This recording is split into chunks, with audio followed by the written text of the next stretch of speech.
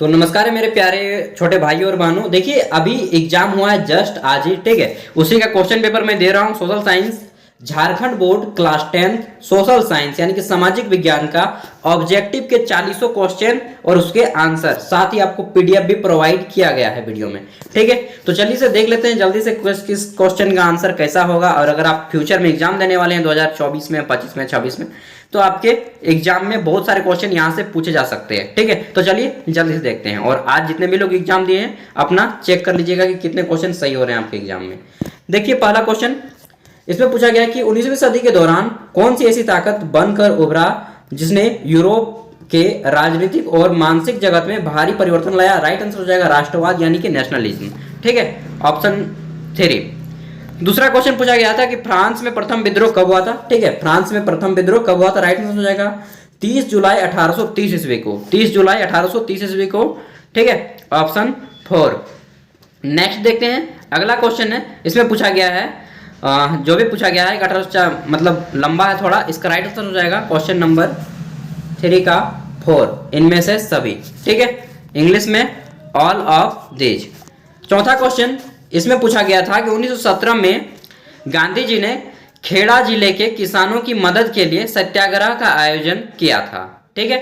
खेड़ा भारत के किस राज्य में है? तो दोस्तों यह भारत के गुजरात राज्य में है, जहां के वर्तमान प्रधानमंत्री नरेंद्र मोदी हैं, ठीक है। यहीं से राज्य से पहले मुख्यमंत्री थे, अभी प्रधानमंत्री हैं। आगे देखते हैं पांचवा क्वेश्चन। इसमें पूछा गया है कि साइमन कमीशन भारत क्यों आया था। तो साइमन कमीशन भारत आया था क्योंकि संवैधानिक व्यवस्था की कार्यशैली का अध्ययन करने। ऑप्शन 3, 5 का ऑप्शन 3 हो जाएगा, ठीक है, to study the working style of constitution system, ठीक है।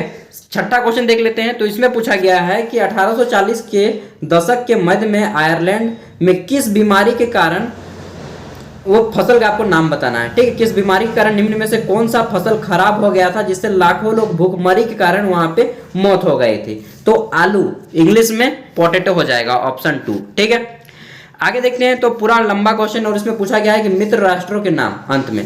तो मित्र राष्ट्रों के नाम थे ब्रिटेन, सोवियत संघ, फ्रांस, अमेरिका, ऑप्शन 3, ठीक है। इंग्लिश में भी ऑप्शन 3 मिला लीजिएगा, Britain, Soviet union, French and America. 8 number question देखते हैं। तो इसमें पूछा गया है कि 1929 की आर्थिक मंदी के कारण दुनिया के ज्यादातर हिस्सों में निम्न में से किसकी भयानक गिरावट दर्ज की गई। तो इसमें उत्पादन भी कम हो गया था, रोजगार भी कम हो गया, आय और व्यापार भी कम, इनमें से सभी हो जाएगा राइट आंसर, ठीक है। चौथा ऑप्शन हो जाएगा इनमें से सभी। आगे देखते हैं क्वेश्चन नंबर 9। इसमें पूछा गया है कि बुनकरों को कच्ची कपास की समस्या का सामना क्यों करना पड़ा। तो राइट आंसर हो जाएगा कच्चे कपास के निर्यात में वृद्धि, यानी कि भारत से जो है बहुत ज्यादा मात्रा में विदेशों में कपास भेजने लगा। आगे देखते हैं 10वां क्वेश्चन। इसमें पूछा गया है कि 19वीं शताब्दी के दौरान ब्रिटेन में सर्वाधिक गतिशील उद्योग कौन से थे। तो सबसे ज्यादा उद्योग गतिशील थे, मतलब कि चालू थे, वह था कपास और धातु, ठीक है, यानी कि cotton and metal, option 3। 11 number question देखते हैं। इसमें पूछा गया है कि मुद्रण तकनीक सबसे पहले कहां विकसित हुआ, किस देश में। तो राइट आंसर हो जाएगा चाइना पे, ठीक है, ऑप्शन 2।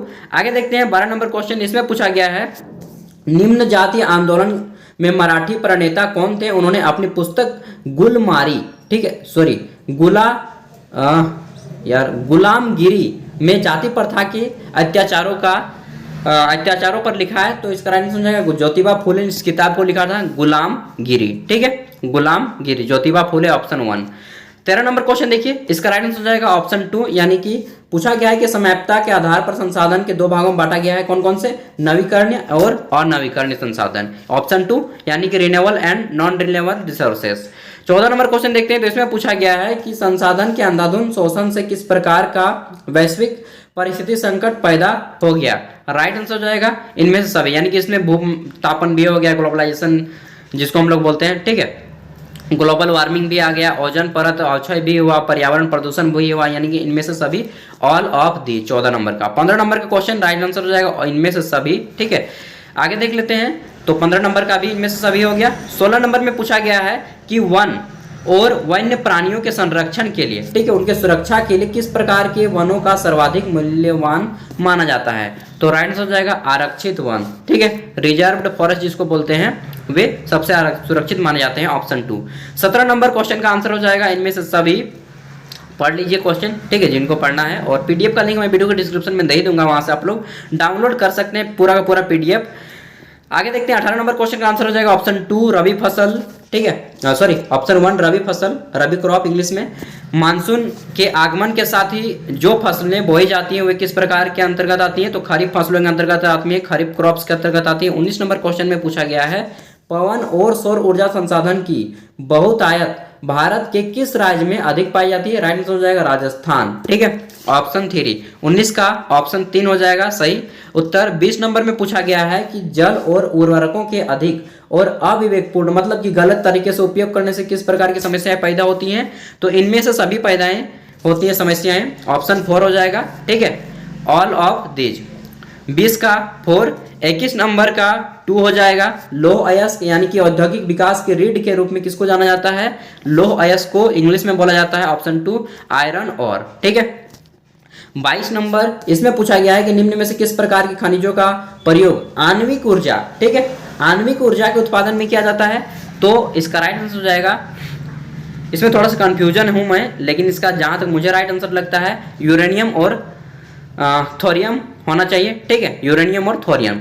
आप लोग इस क्वेश्चन को देख लीजिएगा और किसी क्वेश्चन में कंफ्यूजन नहीं है। 23 नंबर में पूछा गया है कि वायु प्रदूषण निम्न में से किस प्रकार अपना दुष्प्रभाव डालती है, राइट आंसर हो जाएगा इनमें से सभी पर, मानव स्वास्थ्य पर, पशुओं पर, पौधों पर, यानी कि ऑल ऑफ दीज। 23 का ऑप्शन 4 हो जाएगा। 24 नंबर पूछा गया है, इसमें पूछा गया है 24 नंबर के बेल्जियम में अल्पसंख्यक रूप में किस भाषा में बोले वाले तुलनात्मक रूप से ज्यादा समृद्ध ताकतवर, मतलब कि किस भाषा को आप बोलते हैं तो ज्यादा ताकतवर माने जाते हैं बेल्जियम में, ठीक है, तो वहां पे अगर आप फ्रांस, जो फ्रेंच भाषा है, फ्रांस की भाषा है फ्रेंच, वो बोलते हैं ज्यादा ताकतवर माने जाते हैं, ऑप्शन 1 हो जाएगा 24 नंबर का ऑप्शन 1। 25 नंबर में पूछा गया है जब 1956 में श्रीलंका में कानून बनाया गया तो उसमें से किन किन बातों को जोड़ा गया, राइट आंसर हो जाएगा इनमें से सभी बातों को जोड़ा गया था, ठीक है, चारों बातें। आगे देखते हैं 26 नंबर क्वेश्चन, इसका भी आंसर 3 हो जाएगा, ऑप्शन 3, उसमें ऑप्शन 4 था 25 नंबर में। इसमें पूछा गया है कि निम्न में से कौन कार्यपालिका, ठीक है, यानी कि एग्जीक्यूटिव और विधायिका द्वारा बनाए गए कानूनों पर अंकुश लगा सकता है, यानी कि रोक लगा सकता है, तो न्यायपालिका यानी कि जज, जो जज होते हैं, कोर्ट होते हैं, ठीक है, तो वे जज लगा सकते हैं, जुडिशरी इसका राइट आंसर हो जाएगा ऑप्शन 3। 27 नंबर में पूछा गया है कि पोखरण, जहां पे भारत ने 1998 में अपना पहला परमाणु परीक्षण किया था, वह भारत के किस राज्य में स्थित है, तो राइट आंसर हो जाएगा पोखरण जो है राजस्थान का एक शहर है, ठीक है, एक शहर नहीं बोल सकते हैं, रेगिस्तानी एरिया है। आगे देखते हैं 28 नंबर क्वेश्चन, इसमें पूछा गया है कि सामाजिक विभाजन अधिकांशतः आधारित होते हैं, तो सामाजिक विभाजन जो होता है वो जन्म के आधार पर होता है। मान लीजिए कोई गरीब घर में जन्म ले लिया, उस पे आधार पर, कोई ब्राह्मण घर में जन्म ले लिया, कोई जो छोटी जाति बोलती है जिसको घासी या फिर आप लोग जो भी बोलते हैं, यार मैं उतना नहीं मानता हूँ, लेकिन उनके आधार पर जो भेदभाव किया जाता है वो चीज़ मैं बता रहा हूँ, ठीक है, जन्म के आधार पर। 29 नंबर क्वेश्चन है कि सांप्रदायिक राजनीतिक इस सोच पर आधारित होती है कि धर्म ही सामाजिक समुदाय का निर्माण करता है, इस मान्यता के अनुकूल क्या सोचना है, तो इसको हम लोग बोलते हैं सांप्रदायिकता, ऑप्शन 2, और इंग्लिश में बोलेंगे कम्युनलिज्म, ठीक है, ऑप्शन 2। 30 नंबर क्वेश्चन देखिए, इसमें पूछा गया है कि निम्न में से किस राज्य में शिशु मृत्यु दर सबसे कम है, राइट आंसर हो जाएगा केरल, ऑप्शन 3, ठीक है, केरल। 31 नंबर क्वेश्चन पूछा गया है 31 नंबर में कि निम्नांकित में से किसे औसत आय भी कहा जाता है, तो प्रति व्यक्ति आय को औसत आय भी कहा जाता है, पर कैपिटा इनकम हो जाएगा इंग्लिश में, ऑप्शन 2। 31 का ऑप्शन 2, 32 का भी ऑप्शन 2 होगा। सार्वजनिक और निजी क्षेत्र किस आधार पर विभाजित होते हैं, तो उद्यमों के स्वामित्व पर आधार पर, ठीक है, ऑप्शन 2। 32 का option 2, on the basis of ownership of enterprises, ठीक है। आगे देखते हैं, तो यार बोलते बोलते ना थक गया हूं मैं। 32 नंबर क्वेश्चन, इसमें पूछा गया है कि कौन सा क्षेत्र भारत में सबसे बड़े रोजगार उत्पादक क्षेत्र के रूप में जाना जाता है, तो तीसरा सेक्टर जो होता है, ठीक है, तृतीय क्षेत्र, ऑप्शन 1 इसका राइट आंसर हो जाएगा।